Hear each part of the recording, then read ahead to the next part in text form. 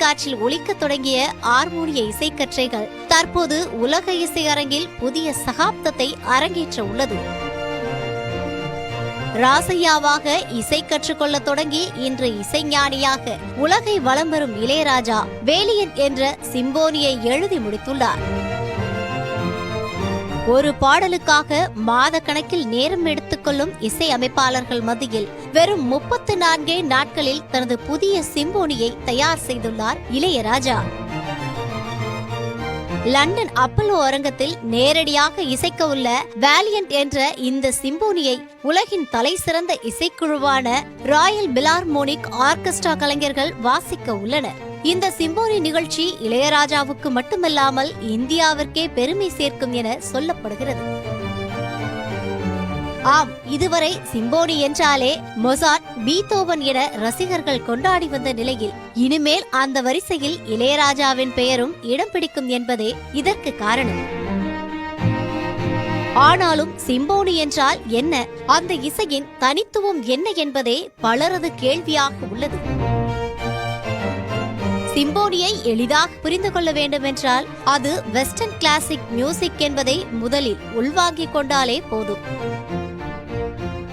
பொதுவாக ஒரு பாடலுக்கு இசையமைக்கும் போது அதற்கு தேவையான இசைக்கருவிகளை மட்டுமே பயன்படுத்துவதுதான் வழக்கம். ஆனால் சிம்போனியில் ஸ்ட்ரிங்ஸ் இன்ஸ்ட்ருமெண்ட்ஸ் எனப்படும் வயலின் உட்பட அதே போன்ற இசைக்கருவிகளையும் பெர்க்யூஷன் என்ற ட்ரம்ஸ் போன்ற இசைக்கருவிகளையும் ஒரு சேர இசைக்க வைக்கப்படுகிறது.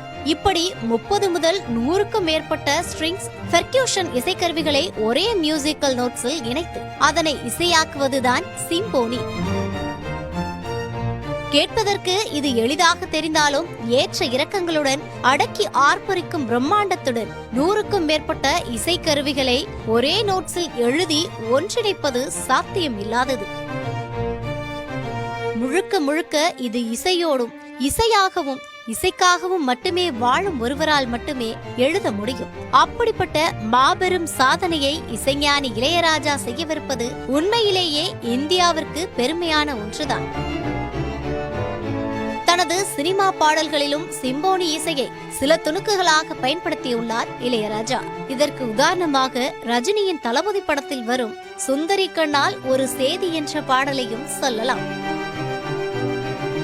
அதேபோல் தனது திருவாசகம் ஆல்பத்திலும் சிம்போனியை பயன்படுத்தியிருந்தார் இளையராஜா. அப்படி இருக்க தற்போது எழுதி முடித்துள்ள வேலியன்ட் சிம்போனி இசைக்கோர்வை மீது ஏன் இப்படி ஒரு எதிர்பார்ப்பு என நினைக்கலாம். அதாவது முதன்முறையாக தனது சிம்போனியை ரசிகர்கள் முன்னிலையில் நேரடியாகவே இசைக்க உள்ளதுதான் இதில் ஹைலைட்டான விஷயம். கண்டிப்பாக இந்த சிம்போனியை நேரில் பார்ப்பவர்கள் இளையராஜாவின் இசையில் மோட்சம் பெறுவார்கள் என்பதில் சந்தேகமே இல்லை.